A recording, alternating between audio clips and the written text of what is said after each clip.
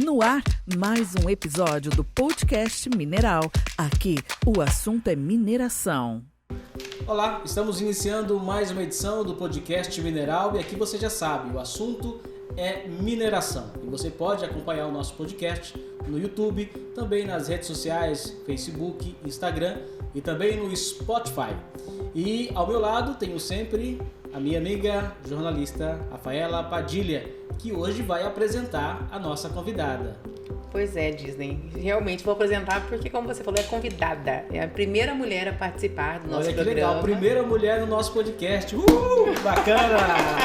Então vamos começar com palmas. Exatamente. A doutora Alessandra Panizzi, ela é especialista, em Direito Ambiental, uma sumidade no estado de Mato Grosso. E a gente vai começar a falar pela pergunta que não quer calar. Existe espaço para a mulher na mineração, quer dizer, para o campo, ou os espaços para as mulheres estão reservados às áreas intelectuais? Porque a gente sabe que tanto no setor jurídico, no setor de comunicação, eles são tomados por mulheres, né? Mas e no campo, no dia a dia da mineração? Bem, eu vou dizer o seguinte, eu sou advogada e aí eu vou responder como advogada. A gente tem visto bastante advogados atuando no setor de mineração. Mas em sendo advogada desse setor, eu tenho ido muito a campo. E eu tenho observado um número crescente de mulheres assumindo papéis que anteriormente era tido só como masculino. Então elas passam a ser engenheiras de minas, engenheiras florestais, porque você precisa dentro dessas empresas. Vi ainda pouco mais crescendo, tocando tratores, aqueles maquinários maiores. Eu acredito que é uma questão de tempo para termos um número bem grande de mulheres também representando o feminino dentro desses empreendimentos. Porque a mulher tem um detalhe, eu acredito o seguinte, ela é detalhista, observadora e tem uma tratativa com as pessoas de forma mais delicada, gentil, que é o papel da mulher mesmo, né? Algumas. E sendo assim, o setor só tem a ganhar com a participação feminina. Doutora, agora por que você escolheu a área do direito minerário? A gente sabe que o direito ele é bem amplo, né? Mas o direito minerário é uma das vertentes também do direito no Brasil. Então, para começar assim, eu só atuo na área de direito ambiental, estritamente, exclusivamente, desde que eu peguei minha carteira da OAB e já tenho umas 2 décadas nesse sentido. Não se entregue. Foi recente. Então, assim, dentro do que vem trabalhando dentro do escritório, o setor de mineração ele deu um boom nas questões ambientais, vinculado a questões ambientais, certo? Há uns 4 anos para cá, e a gente veio se especializando.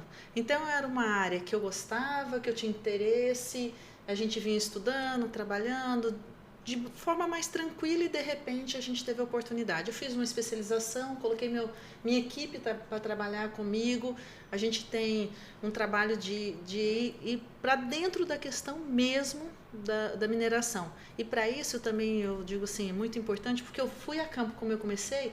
Então, você vai a campo e você vê como é que é a prática do que está na norma. Como que você aplica isso lá dentro, tecnicamente e juridicamente. E foi assim que surgiu. E aí vieram demandas e cada vez mais, claro que eu tenho que agradecer, por exemplo, o André Molina, que é o presidente da Copa-Porconé, que confiou em mim há décadas atrás também, que a gente começou e agora ele traz alguns desafios. Ele fala o seguinte: Alessandra, eu vou botar esse desafio, acha um jeito da gente trazer isso para o setor mineral. E a gente vem estudando e tendo essas oportunidades. Agora o setor tem um grande desafio pela frente. Tem. Está sendo criada aqui no Mato Grosso uma taxa para o setor da mineração. E essa taxa começou a ser discutida muito recente e já vai em primeira votação na Assembleia Legislativa ainda esse ano. Então é uma coisa assim que a gente vai tentar colocar uma luz sobre esse assunto a partir de agora. O que a senhora conseguiu entender até agora dessa lei que está sendo criada pelo governo de Mato Grosso? Ela me pegou num susto. Semana passada, setor inteiro, né? O setor inteiro. Teve um almoço com o governador, vários deputados, entidades, assim por diante, e saiu uma matéria na mídia e as pessoas comentando que ele ia falar dessa taxa. E que ele ia soltar uma mensagem do governo sobre isso. E, de repente, eu recebo um convite ontem para participar de uma audiência hoje, no qual o secretário César Miranda da SEDEC vem explanar sobre isso junto, né, na verdade, com o deputado Carlos Avalone, abrindo essa audiência e apresentando, eu vou dizer apresentando porque foi de 2 dias para cá que a gente teve essa minuta que ela começou a transitar entre os setores para que a gente pudesse analisar e estudar. O que eu digo é que como ela já tem uma similaridade com outras normas estaduais, então as inovações são menores. E aí a gente já vinha estudando essas leis anteriores. O susto foi mais dentro de Mato Grosso em relação a valores também, né? Mas assim, o que exatamente essa lei propõe? Né? Porque existem, quando você fala em similaridade, a gente lembra do FETAP, né? Certo. Foi criado no governo Nando de Oliveira e ele tinha um objetivo. Ele ia taxar a agricultura para reverter os valores no transporte e habitação, né? Construir estrada, construir casas populares e tal. Qual que é o objetivo dessa lei? O que ela pretende? Olha, eu até manuseando a lei, a gente lê, relê e vê novamente, e lê novamente. Eu acho que antes de eu falar qual é o objetivo, vale a pena eu mencionar 2 situações. Hoje, quando você tem um título minerário, ele tem que ser concedido uma outorga pela ANM, que é a Agência Nacional de Mineração.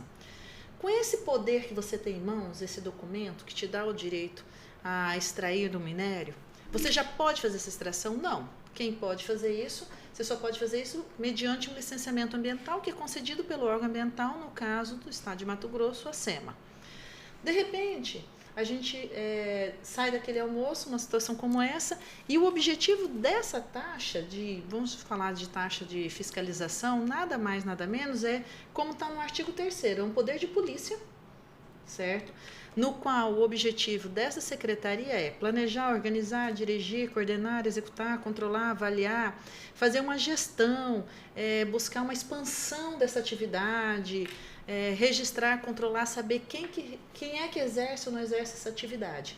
Mas lembrando que eu já tenho isso em paralelo com a SEMA, que licencia, e a Agência Nacional de Mineração, que controla os títulos, né? Então, eu confesso que dentro dessa audiência que tivemos hoje, foi uma das perguntas que a gente colocou, qual é o fundamento realmente para isso? Como é que é? Aí nos colocou, a gente vai fazer isso em regulamentação. Essa regulamentação vai trazer qual o objetivo? A gente teve uma discussão que foi até interessante, foi sobre reposição florestal, foi um embate essa discussão, e enquanto não ficou claro qual era o objetivo da reposição florestal, não conseguiu-se chegar a um acordo. Então, eu percebi que o setor tem dito o seguinte, nós não somos contrários, mas talvez precisamos amadurecer essa proposição. Para ser votada agora, tão próximo de um final de ano, como é que se debate com todos os setores, ponto a ponto, inclusive para onde vai esses valores? Lembrando que eu estou falando de uma taxa, e essa taxa é uma prestação de serviço que nós estamos tendo em troca. Só para a gente colocar um pouco mais de informação para quem está nos assistindo, nos ouvindo, contextualizar tudo isso, o caso do projeto, caso o projeto seja aprovado, a cobrança da taxa será de acordo com a unidade padrão fiscal do Estado de Mato Grosso, o PFMT, né?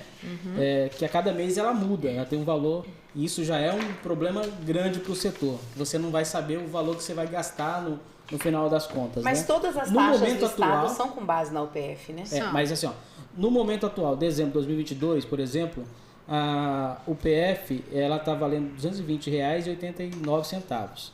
Caso a taxa começasse a valer a partir desse mês, seria pago por 1 grama de ouro comercializado R$ 7,73. Uau! Olha, agora veja o montante que Mato Grosso comercializa de ouro. Isso num quilo de ouro, salvo engano, me ajuda aí, num quilo de ouro, R$ 7.730, né? E, assim, então é muito dinheiro para você ver. Quando você fala de ouro, as pessoas que estão fora imaginam, mas o ouro pegou 1 quilo de ouro, tá rico. Não, mas você tem que ver tudo que está embutido ali, né? Tem o CFEM, OF Ouro, impostos que são federais, que já são pagos por quem minera, além das taxas da SEMA, além de todo o que é necessário para movimentar pessoas, máquinas, equipamentos. Além da questão do estudo, né? Você lembra que o valor do estudo para você achar áreas que é absurdo, é R$1.000 o metro, né? Então, assim, você fazer... é um custo operacional altíssimo. Isso. E ninguém faz essa matemática a hora que vai fechar criar uma taxa como essa. Uhum. Então, para finalizar, doutora, a senhora acredita que isso não vai levar o setor ainda mais para a ilegalidade? Eu tenho uma pergunta que é quase isso, mas é assim, a sensação que eu tenho, porque você fala em fiscalização, como a taxa de fiscalização, ele está punindo quem é legal para fiscalizar o ilegal? Não seria isso? Depende. Aí eu vou dizer que depende. Porque se ele fizer um planejamento adequado, ele vai conseguir fiscalizar e monitorar. Porque, na verdade, você monitora o que é legal e fiscaliza o que é ilegal. Concorda comigo? Porque o que é o monitoramento? Se você já tem um cadastro das pessoas e você tem um processo de licenciamento, você monitora as informações lançadas dentro desse licenciamento. Enquanto que a fiscalização ela deve existir por amostragem para verificar se esses documentos são verdadeiros, então, e aqueles que não estão legalizados. Aí sim. Então, é esse o objetivo, mas isso não está claro no nosso projeto de lei. Apesar da palavra fiscalização já trazer o conceito implicitamente de que é tanto legal quanto ilegal. Mas ainda assim, eu te pergunto, aquele que não se cadastrar, porque aqui vai ter que ter um cadastro, de acordo com esse projeto, essa mensagem do governo e agora um projeto de lei, você vai ter que se cadastrar. Está no artigo, já digo aqui, olha. Só um minutinho. Um cadastramento do Cadastro ainda Estadual não de tem. Controle e Fiscalização das Atividades de Pesquisa, Lavra, Exploração e Aproveitamento de Recursos Minerários. No qual, na verdade, você já tem um cadastro perante o IBAMA, Cadastro Técnico Federal, e tem um cadastro perante a SEMA para você licenciar. Então, agora vai ter mais um cadastro para ele ter o controle dessas atividades. E aí, em tese, ele vai fiscalizar quem está ali. E eu espero que aquele que também, essa fiscalização seja mais ampliada, não só com aqueles que estão cadastrados, mas em especial quem não está cadastrado. Eu também participei da reunião, doutora, e observei o seguinte, o próprio gestor não tem informação precisa da mineração no estado do Mato Grosso, que está sendo minerado, quais são esses minerais, quem são as empresas que estão trabalhando nesse setor. Então, acaba sendo assim, uma taxação às escuras, porque você não sabe realmente o tamanho do setor no estado de Mato Grosso. Mas a SEMA não emite documentos e tudo para poder minerar? Quer dizer, como que ela desconhece o setor se ela é uma das responsáveis pela legalização do setor? Mas no caso não é a SEMA que está fazendo isso, né? É através a SEDEC. É a SEDEC. Então parece que o governo não se conversa. Não consegue cruzar essas informações? Até agora não tem um sistema que cruze essas informações e possivelmente deve ser criado aí a partir de agora com a aprovação dessa lei. A lei diz até que ele pode usar a base da Cefaz, o sistema, para ter esse cadastro das pessoas. Mais um motivo para que a gente peça, para que tenhamos mais maturidade, mais tempo para analisar essa lei. Porque eu acredito que foi muito derrubante, muito rápida. Foi a SEDEC. Não tem como saber de todas as licenças dentro da SEMA, porque também não é uma coisa que acontece de um sistema interligando e você clica lá nesse sistema e fala assim, quais são as licenças ambientais para confinamento, outorga, mineração. Não existe esse sistema ainda, certo? Que qualquer um chega lá e fala assim, eu sei quantas tem. Então, teria que se pedir para a SEMA esse levantamento, e ela vai fazer esse levantamento mesmo, porque vocês precisam lembrar que nós tivemos no início deste ano sobre uma CPI inclusive sobre mineração, e que a SEMA apresentou realmente os processos de licenciamento. A CPI da sonegação fiscal. Foi daí que surgiu a possível criação dessa taxa. Isso. Então, assim, é possível isso? Sim. Mas é questão de tempo. Como também é possível você fazer todo o levantamento, como já foi explicado até em outros momentos, do RAU, que é o Relatório Anual de Lavra. Então, de toda essa pesquisa mineral, que é extraído. E tem que se apresentar esses números. Esses números estão na Agência Nacional de Mineração.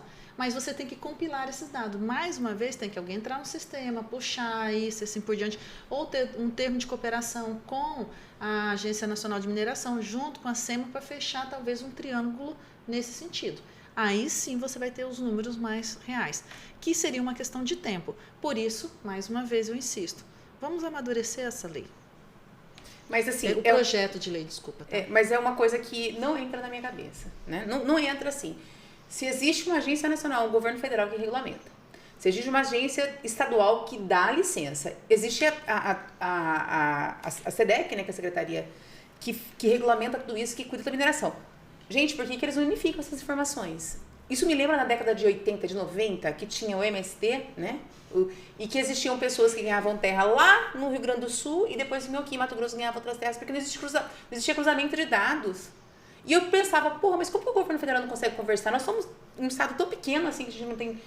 Hoje não justifica mais isso, porque a gente tem acesso a meios tecnológicos. Como que um governo que é exemplo de transparência fiscal, você viu que é o primeiro estado de transparência fiscal do Brasil, Mato Grosso, não consegue ter acesso a informações básicas como essa da mineração? Isso eu não vou conseguir responder. A nossa ideia é trazer o secretário aqui para que ele nos responda. Inclusive, a gente fez esse bem pertinente. A gente fez esse convite, tá aberto, inclusive, aos deputados estaduais que quiserem debater esse assunto com a gente aqui. Até porque, se a lei vai à primeira votação, ela não vai ter condições de ser debatida ainda esse ano. Então, vai para uma segunda votação, aí sim vai se conseguir ter maior clareza, fazer emendas, né? Fazer proposituras para que esse projeto venha realmente atender o setor. Acredito que seja esse o trâmite, né, doutora? Olha, eu acredito assim, eu pretendo de hoje para amanhã apresentar 3 mudanças, 3 sugestões de alteração do PL, que não eu diria, significativo em relação ao volume que se espera de arrecadação, mas de restante seriam alguns pontos que trariam uma segurança jurídica para todos, certo?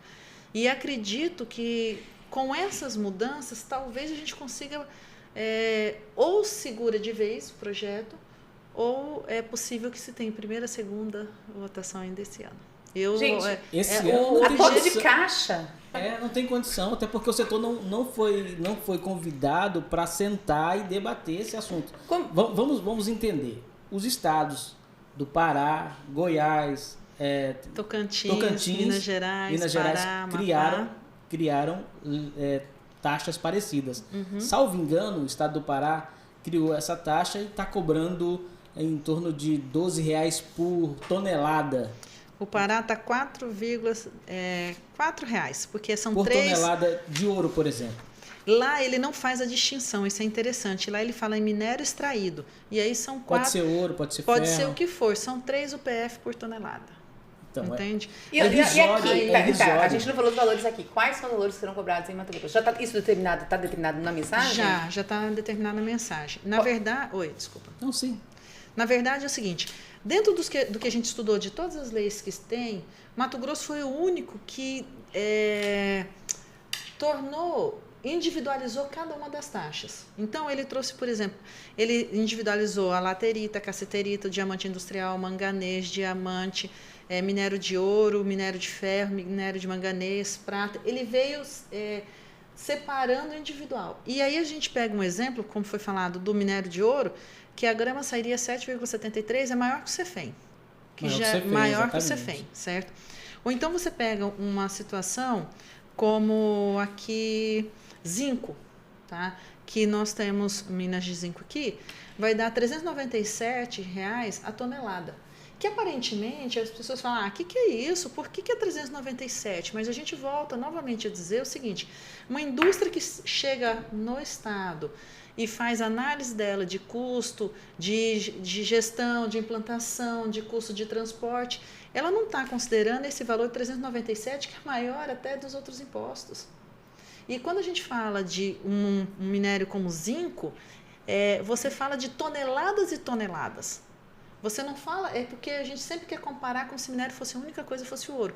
O restante é em grande quantidade, é em escala. Então, essa escala gera números estratosféricos. E tudo bem, vamos supor. Então, vamos passar para os outros estados. E aí, quando você vai nos outros estados, o estado mais caro hoje, que é Tocantins, que é minério extraído, não tem essa diversidade, custa R$15 a tonelada. Nossa, nós estamos cobrando por grama. Não, no caso em alguns casos por grama, certo? Então, assim, é discrepante a proporcionalidade em relação. E aí é mais interessante que você olha as normas, você olha as leis e olha, nossa, ela tem uma similaridade impressionante. Mas em relação a valores, são discrepantes. Ou seja, o governo do estado quer arrecadar. É a única resposta Então, que tem. mas assim, eu fico pensando, você quer arrecadar para quê? Qual que é o objetivo de arrecadar? Você quer arrecadar, vai para conta 100, né, que fala, e vai pagar as contas do Estado? Porque teve deputado estadual que chegou a propor para pagar aquela questão a isenção do INSS para aposentados, né, da alíquota do INSS. Assim, eles desconhecem completamente o teor do projeto ao propor uma coisa dessa, né? Porque o projeto é claro, é para regulamentar, para ter poder de policiamento no setor. E também na intenção de repente, agora eu estou fazendo uma leitura interpretativa maior, extensiva, talvez de fomentar a indústria, de fomentar. Hoje dentro da audiência nós ouvimos falando o seguinte: a gente pega o nosso minério e leva tudo embora, por que a gente não faz com que esse minério agregue valor aqui dentro? Seja beneficiado beneficiamento. Outras empresas que têm interesse, por que elas virão para cá? Elas vão nos estados concorrentes, quando ela olhar um imposto como esse, ela vai começar a se questionar qual é o custo disso para manter aqui. Nós já temos um custo alto de licenciamento, que são morosos, não só em Mato Grosso, enquanto outros. Eu tenho um custo da Agência Nacional de Mineração, e aí eu venho com valores estratosféricos, que eu acho que eu posso usar essa expressão aqui nesse momento. Porque o mais caro que a gente encontra aqui são R$15. E o nosso começa em valores, eu tenho até de 397, ou do ouro a grama, que eu ponho aqui em quilos, 7.731. De taxas, se você produzir 1 quilo de ouro em Mato Grosso. E a nossa produção média anual é de 12 toneladas de ouro, e você calcula quanto que o Estado vai dar.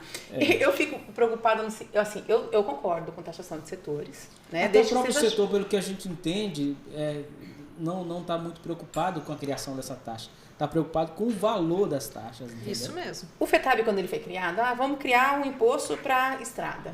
Ele pavimentou estradas. Mato Grosso é quase todo pavimentado hoje. Ajudou muito no escoamento dos grãos que nós produzimos, e nós tornamos a potência que nós somos.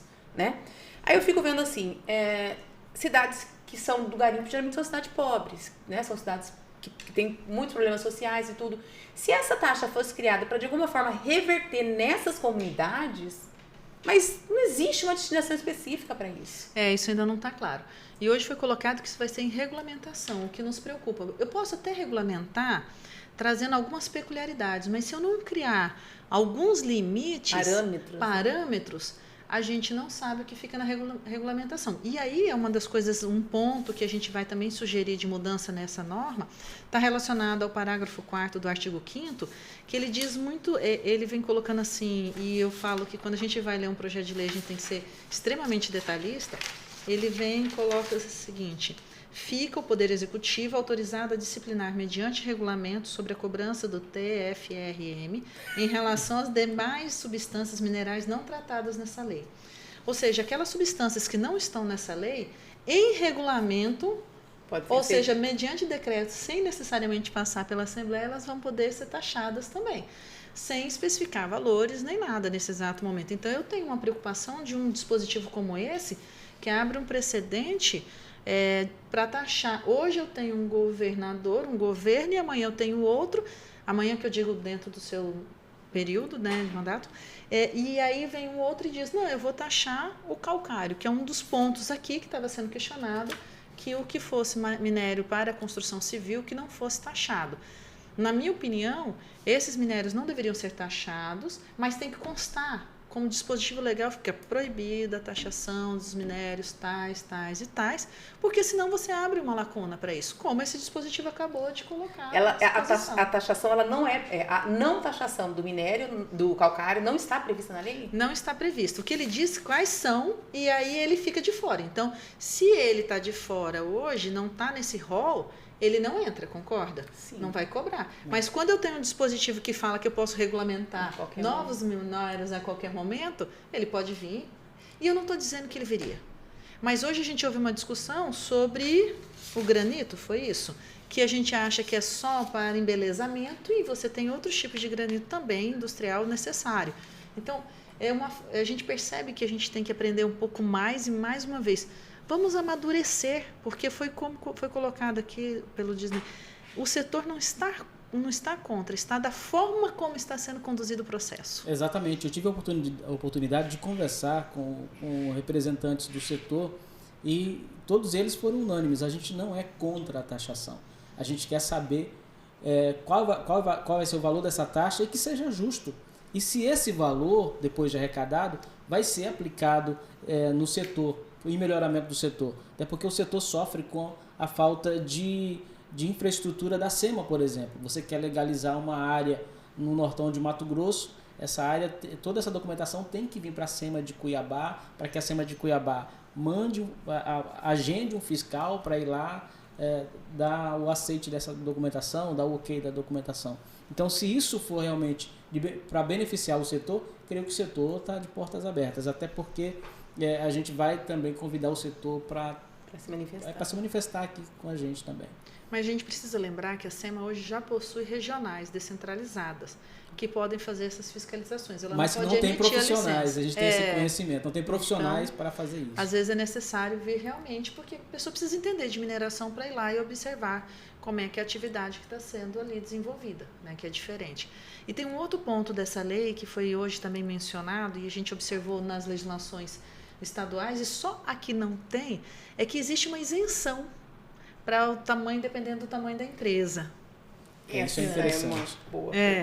E aí, por exemplo, você pega Tocantins, ela faz uma isenção de taxa para microempreendedor individual, microempresa, empresa de pequeno porte, optantes do Simples Nacional. Ou você pega o Amapá, ele coloca também microempreendedor individual, microempresa, empresa de pequeno porte, assim definido pela legislação. Então, lá no Pará, ele fala do microempreendedor individual, MEI. Ele traz algumas situações em que você traz a isenção. E essa norma não falou nada de isenção. Então, ela simplesmente não vai perdoar nem os pequenos, que são justamente aqueles que às vezes precisam de um movimento para estar legalizado, para estar fazendo dentro da lei, para fazer a norma. E hoje você estar dentro da norma é custoso. E o triste é que o produto que vem de um mercado ilegal e o produto que vem de um mercado legal, quando ele cai no mercado, ele é o mesmo preço. E aquele que pagou os impostos direitinho tem eu não vou nem dizer o lucro, mas tem custos maiores, certo? E eu ainda continuo, é melhor ter os custos maiores e estar legalizado, certo? Por isso que do começo eu fiz aquela provocação. Isso não vai trazer o setor ainda mais para a ilegalidade. A gente vê que Mato Grosso hoje é exemplo para o Brasil com a legalidade do setor mineral. E uma taxa como essa pode trazer todo esse projeto, todo esse benefício que trouxe para o setor mineral, como é o caso de criação de cooperativas, né, para que pudesse o setor se legalizar. E agora vem essa taxa e pode empurrar o setor para uma ilegalidade. Tem esse temor também. Quanto mais ônus você põe sobre uma cadeia produtiva, mais você dificulta a legalidade. Isso é impressionante. É claro que isso não pode também remeter ao empreendedor a entender que agora as normas que já estão aplicadas há anos também são onerosas demais, então ele vai ficar na ilegalidade, né? Mesmo porque a gente precisa lembrar que quem está licenciado dentro da SEMA vai ter que se cadastrar, ele não tem para onde fugir. E aquele que não está vai permanecer do jeito como está hoje. Quem sabe, se a gente tiver um poder fiscalizatório com essas taxas de forma razoável, proporcional, esses que estão na ilegalidade tenham que ser obrigados a vir para a legalidade. Porque é possível você legalizar. É possível. Hoje nós temos uma gerência dentro da SEMA que faz com que a mineração aconteça. Hoje a gente tem uma superintendência da Agência Nacional de Mineração aqui para dar maior agilidade. Então, ainda que exista um pouco de morosidade, não dá para ser uma justificativa para se ficar à mercê, à margem da lei, né? Eu percebo que essa falta de parâmetros, ela cria... A gente tem um hábito em Mato Grosso de criar Frankenstein, né? Aquela lei que ela não tem parâmetro, não tem regulamentação. Ah, não, vamos criar ela aqui e regulamentar lá na frente. Aí você vai fazendo um puxadinho, vai criando...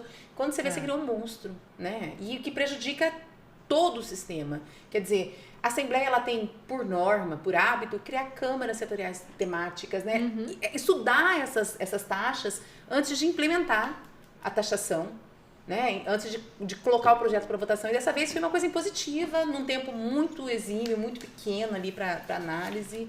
E assim, a impressão que que dá para quem está de fora é que existem outros interesses, né? Porque, assim, aparentemente, pelo que o governo coloca, não existe problema de fundos no Mato Grosso. O Mauro Mendes, ele falou durante a campanha, nós vamos enfrentar um problema nos próximos anos, mas até aqui, Mato Grosso está muito bem, obrigada. Quer dizer, por quê? Toda essa pressa, essa celeridade na aprovação dessa lei. É uma coisa que a gente vai ter que questionar com o secretário. Não vamos jogar essa responsabilidade nas suas costas. Não vamos jogar essa bomba no seu colo.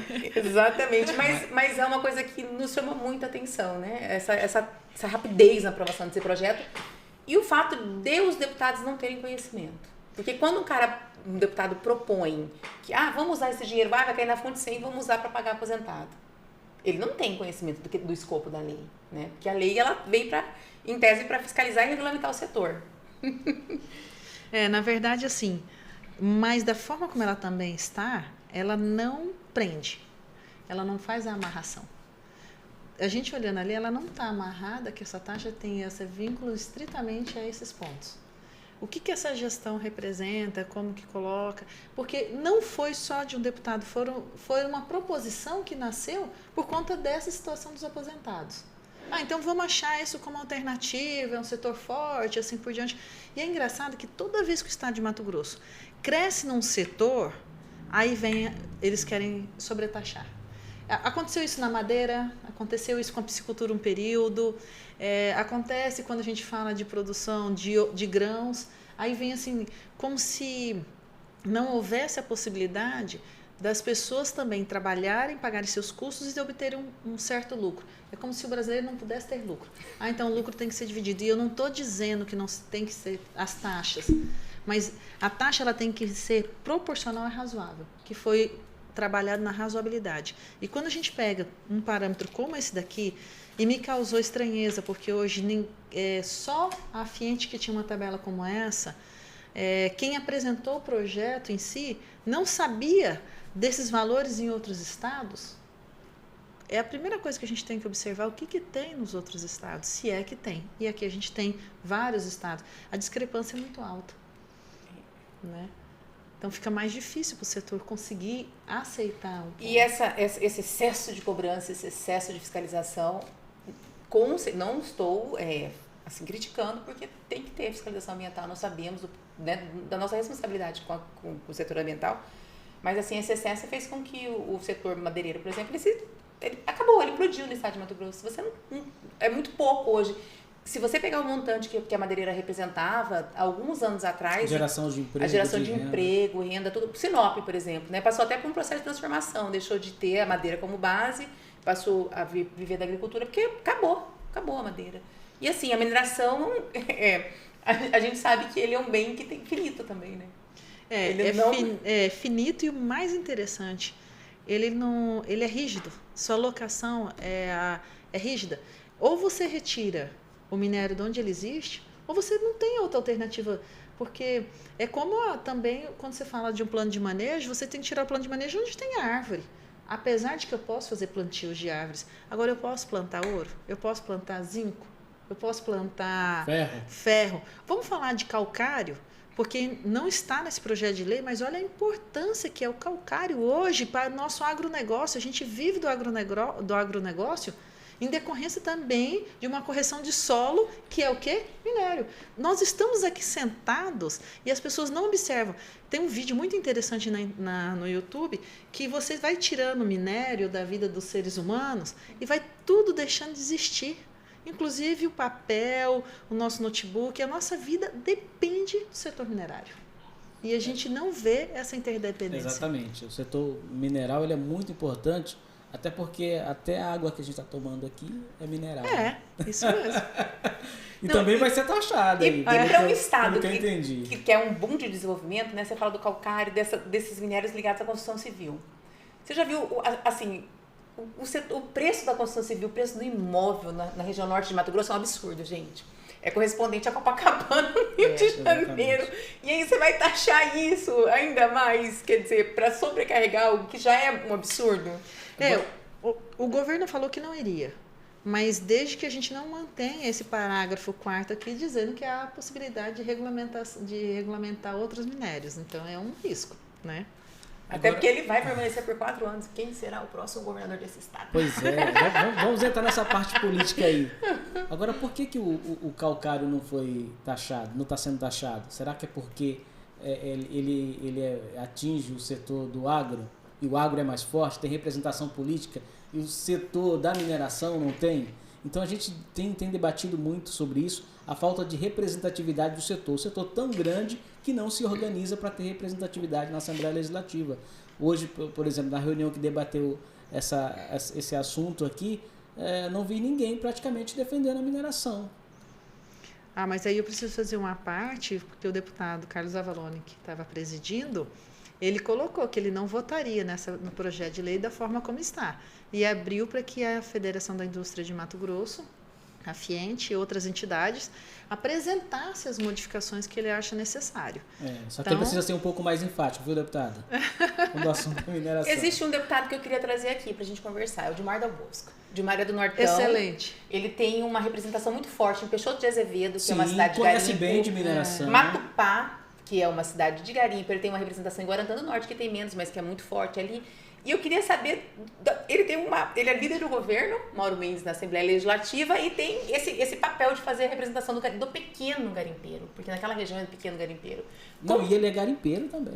Isso eu não sei. Eu tenho informação que ele tem uma mineração no município de Novo Mundo. Como que ele vai conduzir isso? Deputado, o senhor está convidado a vir no podcast. Porque ele seria uma boa pessoa para explicar pra gente como que ele vai conduzir isso. Porque o pequeno, é aquela história, sempre recai para o pequeno, né? O pequeno, a maioria do ouro, né? A gente está falando de ouro porque é a principal mineração, que é produzido pelo pequeno, ele é para o comércio interno. E ele é mais sobretaxado do que o ouro em grande escala que é exportado. Então, assim, quase todos os impostos, as sobretaxas recaem sobre o pequeno. Então, seria interessante ter alguém para falar, não, olha, nós vamos lutar para poder desonerar, para que seja isento desse pagamento quem fatura até tanto, que está incluso em tal tabela. Porque... Simples, microempresa, alguma coisa assim. E é preciso. Toda taxa tem que ter um parâmetro daqueles que precisam de apoio, precisam ser motivados, haver essa fomento. Mesmo porque é interessante que a Constituição Federal, quando ela fala sobre garimpo, ela coloca das cooperativas justamente para fortalecer o pequeno garimpeiro. Porque quando a gente passa por uma lavra garimpeira, aí a concessão de lavra, você passa para uma mineradora. E é outro tipo de concessão, outras regras, outros jogos e assim por diante. E o Mato Grosso é composto de garimpeiros, realmente, dentro dessas cooperativas. E isso é preciso ser posicionado, né? Então, volto a dizer, eu percebi do setor, tá? Eu conversei com várias pessoas, aliás, eu estava hoje na audiência como advogada, a convite do deputado Carlos Avalone, mas também representando parte do setor, é que, vamos ter esse projeto de lei, nós não temos alternativa, precisamos falar de proporcionalidade e razoabilidade. Porque se não falar, aí nós vamos judicializar. Vocês então não vamos tenham falar dúvida. o que é proporcionalidade e razoabilidade, para quem não entende, doutora. Vamos explicar. Vamos. Primeiro o seguinte, quando você fala de uma taxa, é um serviço a ser prestado. Qual é o custo desse serviço a ser prestado? E essa razoabilidade e proporcionalidade é justamente você chegar num valor que estima-se desse custo. Quando você não tem clareza do que você vai fazer aqui, fica difícil você estimar essa proporcionalidade. Entretanto, se a gente está falando que essa lei é similar, quase que idêntica a quase todas as outras normas, salvo a isenção que não tem porque foi tirada, e salvo essas peculiaridades daqui, por que não trabalhar dentro de parâmetros medianos que são dos outros estados? E a gente apresenta aqui, Goiás, para minério não metálico, extraído, calcário, por exemplo, 3,21. Goiás, minérios metálicos, 10,38, aqui está por tonelada. Minas Gerais, uma TRFM, que seria como se fosse a nossa UPF, só que lá ela vale R$5. Nossa. A nossa vale 220. E uns quebrados, aumentando constantemente. 220,89, para ser bem preciso, hoje. No Pará, são 3 também tipo UPF, essa unidade que se fala. Ou seja, lá sai a R$ 4,13. O Amapá, 4,10. Mato Grosso do Sul, se você for minério extraído, você vai ter um percentual. E lá é por percentual, aí você pode chegar a R$ 47. E se for utilizado para transformação industrial, porque você tem para produção 5,75%, 47,20%. E no minério extraído em Tocantins, R$15. Então, percebam que existe uma diferença muito grande. Muito né? grande. Disparidade grande. Isso. O que justifica isso? Então, apresenta a justificativa disso e talvez a gente consiga aceitar. Não sei se a gente conseguiria aceitar, porque você vai onerar a tal ponto. Eu conversando com alguns empreendedores maiores, eles falaram assim, a gente não estava nesses custos. Eu não estava considerando esses custos. E esses custos a 397 ou 3.247 se for um níquel, e se tem níquel aqui, provavelmente existe Minas, você imagina a tonelada.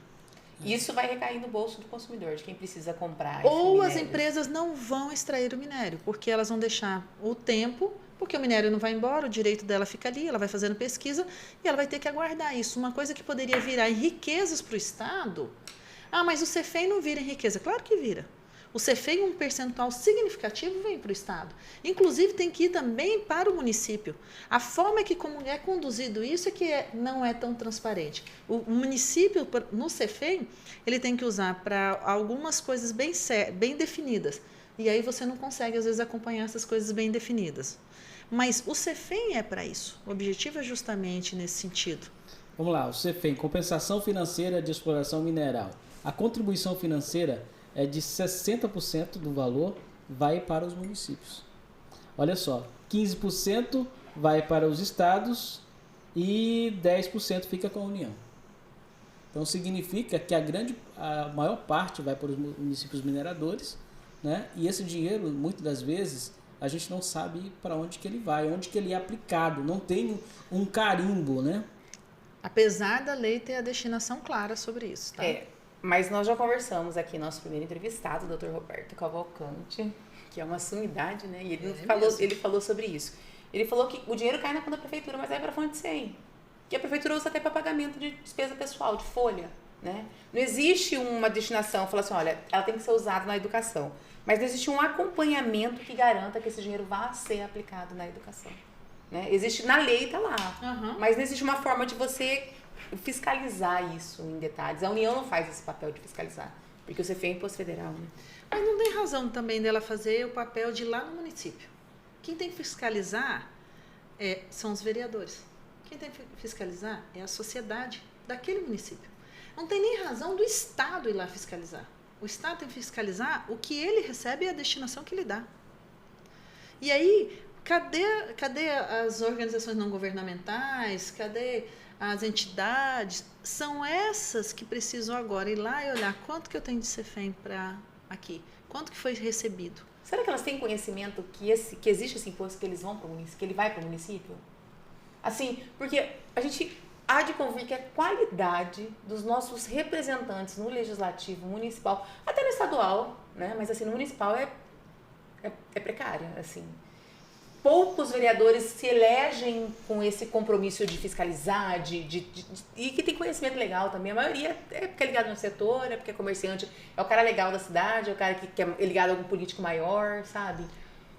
Perdoe-me a ignorância se eu falar alguma bobeira aqui, mas os municípios que têm uma atividade minerária, ela tem força nessa atividade minerária. A gente tem um estado muito rico em mineração, mas ele ainda assim tem as suas regionalizações. E esses municípios, eu creio que têm noção disso. Eu acredito. Peixoto tem? Não sei te afirmar. Vou convidar o prefeito para vir aqui também. Vamos falar de arrecadação do CEFEM. É o município que mais arrecadou CEFEM esse ano, por exemplo.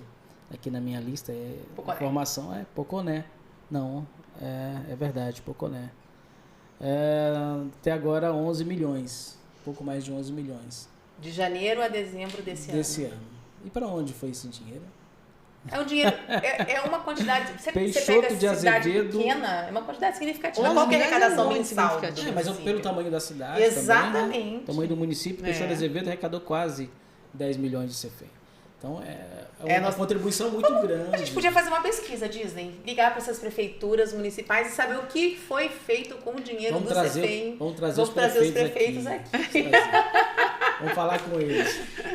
Agora, doutora, diante de todo esse cenário que a gente debateu aqui, a senhora acredita que há espaço para redução dessa taxa, para que seja uma taxa justa para o setor? Eu acredito que há espaço, pela conversa que eu vi hoje, e que se esse espaço não for bem aproveitado, vai judicializar. Você pode ter certeza.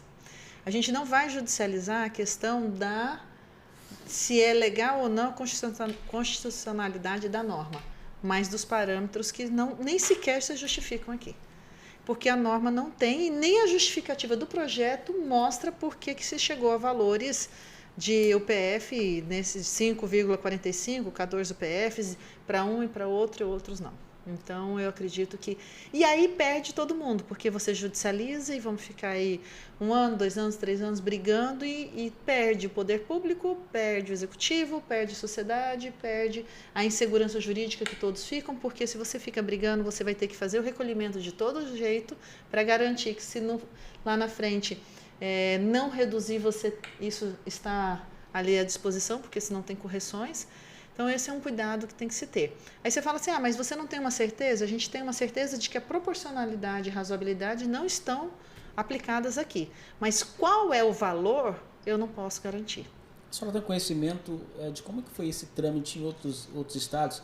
Se o debate foi mais acalorado de que a gente está vendo que vai ser aqui no Mato Grosso?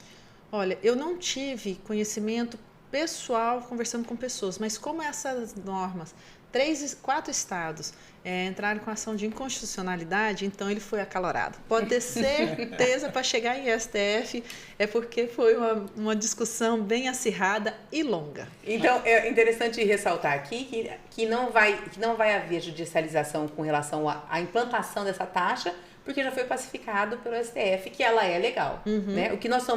O que o setor questiona no Mato Grosso, aqui em Mato Grosso, quem fala no Mato Grosso não é do Mato Grosso. Nós somos do Mato Grosso. Nós somos, eu sou piabana. Então, o que o setor está questionando aqui é de onde foi tirado esses valores, né? A aplicação dos valores, assim, e assim, que a lei seja clara, na verdade. Discutida. Que ela tenha parâmetros. E que ela seja amadurecida. Existe a possibilidade de alguém segurar isso para que essa lei seja discutida em 2023? Não sei. Não sei responder. Porque isso é do interesse do setor, né? Assim, aí eu falo da falta de representatividade. Né? Se tivesse um deputado ligado ao setor, o deputado tem poder de fazer isso. Segura, vou abrir uma câmera... né? Peço vistas, abro uma câmara de temática, até porque, assim, já estamos na reta final já, né, do ano. E vamos votar ano que vem. Mas sessões extraordinárias acontecem até dia 30, 31 de janeiro também, da primeira semana do dia de janeiro. O que não dá geralmente elas são para votar LOA, orçamento. O que não dá para entender essa necessidade tão urgente de votar a criação dessa taxa sem um debate mais aprofundado. Né? Isso que a gente não consegue entender.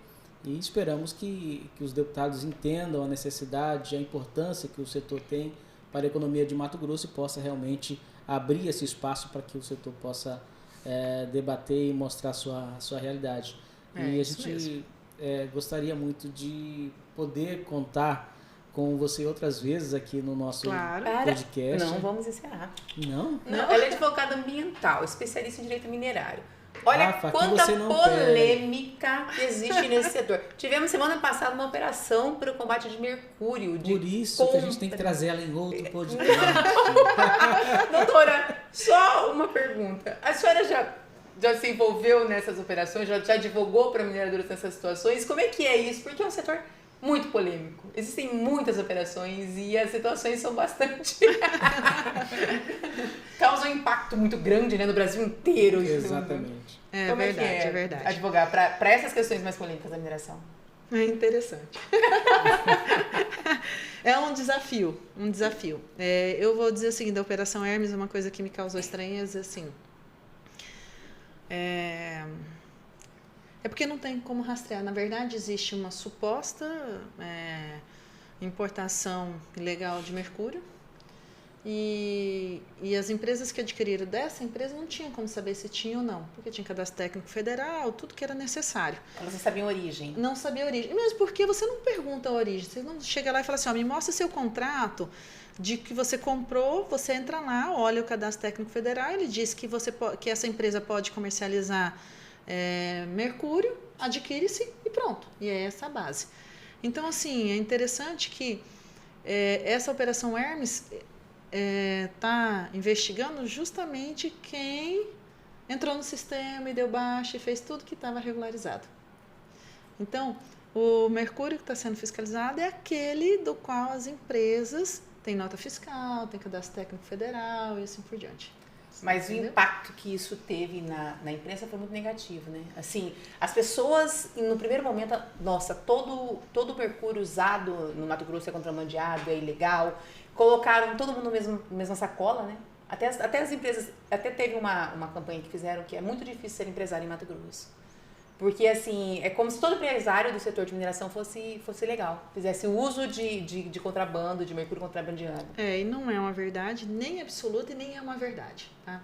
E é interessante que quando a gente observa lá, eles colocam uma realidade dos garimpos, especialmente na Amazônia, e as que foram fiscalizadas estão tudo em Poconé, que nem é, em Livramento Poconé, que nem é da Amazônia, tá? E justamente aqueles em que eles fazem um parâmetro realmente do garimpo ilegal em terras indígenas, em terras, unidades de conservação, onde eles chegam lá, limpam, abrem, escava, tira, faz todo aquele processo muito rápido. E se ele está ilegal, qual é a preocupação daquele garimpeiro de pegar o mercúrio e fazer o tratamento que o mercúrio necessita? Nenhuma. Ele solta no rio. Porque se ele não tem a preocupação, se ele está dentro de uma flona ou ele está dentro de uma terra indígena, ele não vai ter preocupação com o mercúrio. De comprar também o mercúrio legal. Muito bem. E se ele comprar o mercúrio legal, ele vai botar esse mercúrio aonde? Exatamente. Aí ele começa a ser rastreado. E é interessante que as empresas que compram, que trabalham, que são empresas, ela tem praticamente um ciclo fechado do uso desse mercúrio. Então, porque o que o mercúrio faz? O mercúrio serve para... Ele gruda no ouro para tirar das outras substâncias. E depois que você faz isso, você tem um processo que faz com que ele tenha que se separar, concorda? Porque você não vende ouro com mercúrio. Quando você tem esse processo de separação, você como é que fala? Você retira esse mercúrio que vai ser reutilizado. Aí você faz uma reativação dele, a reutilização dele.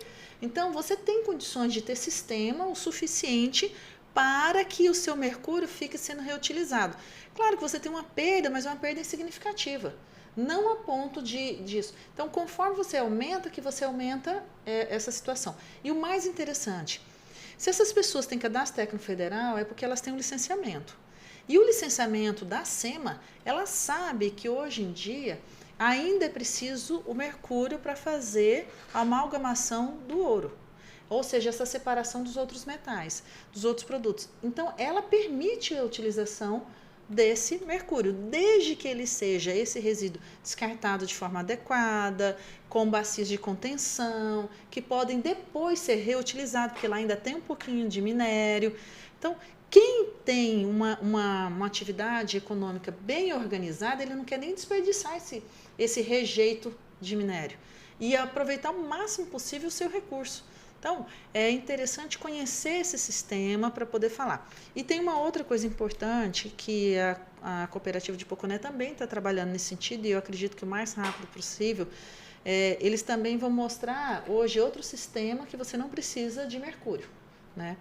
Então, mas isso leva tempo, porque é uma transição, e toda transição tem um custo alto, elevado de adaptação, de mercado, de indústria fornecer para baratear e assim por diante.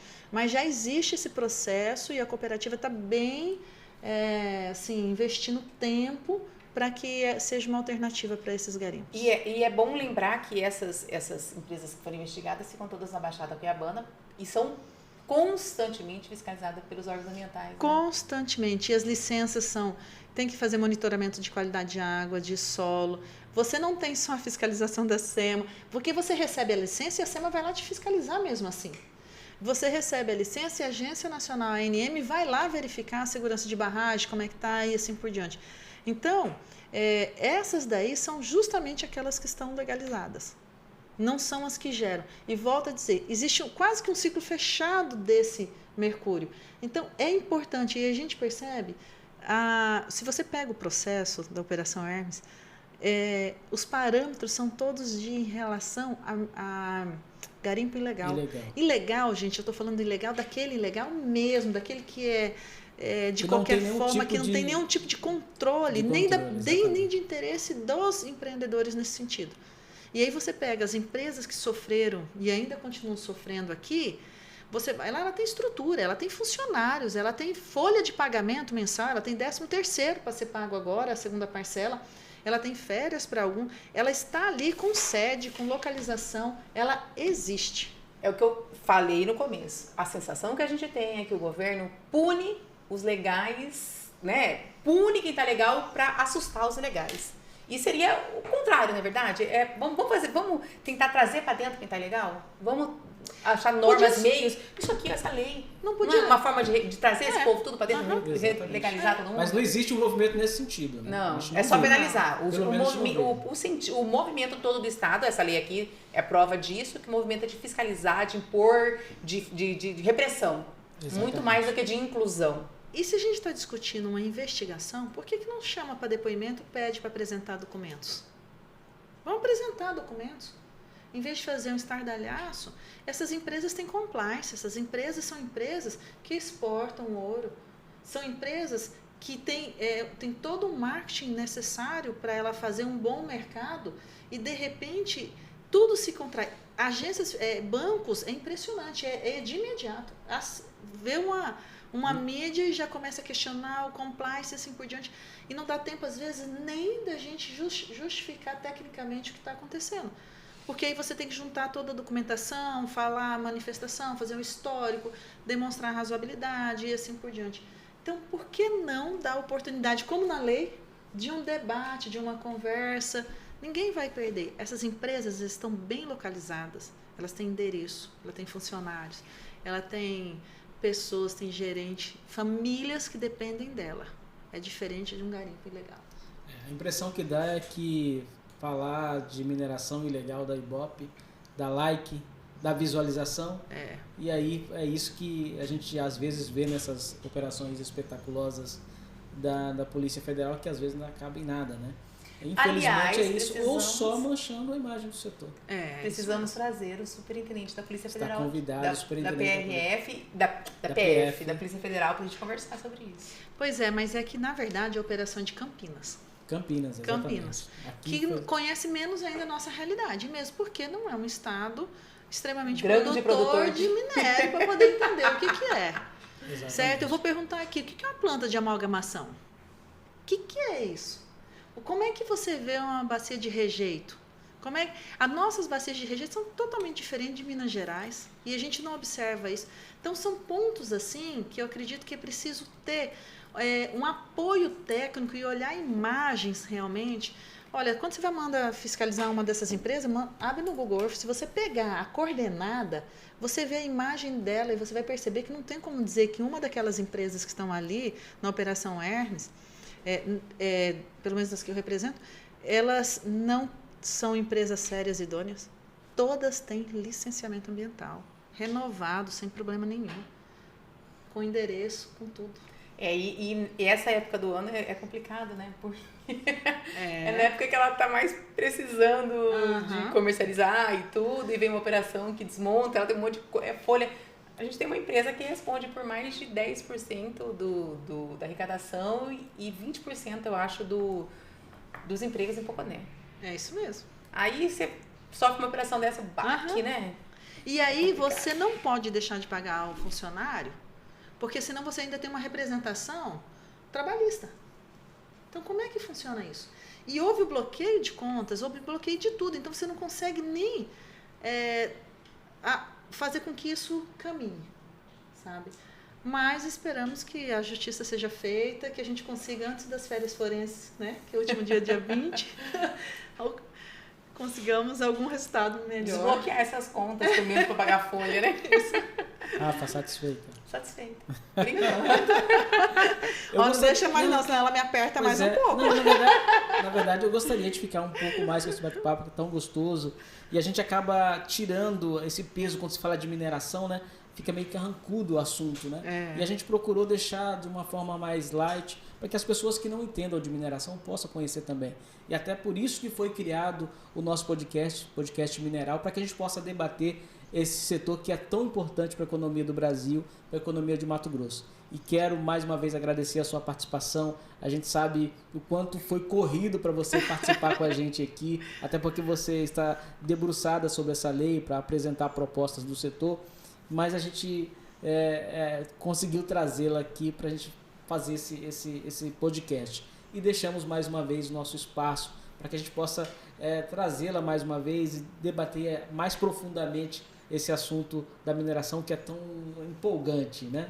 E também dizer para você, Rafaela, que o nosso próximo entrevistado é Gilson Camboim, presidente da FECOMIN. Você já cobrou aí que alguém do setor venha aqui, né? Então, Gilson Camboim será o nosso próximo entrevistado e vai falar um pouco mais sobre também a criação dessa taxa e explicar como que o setor está recebendo essa notícia.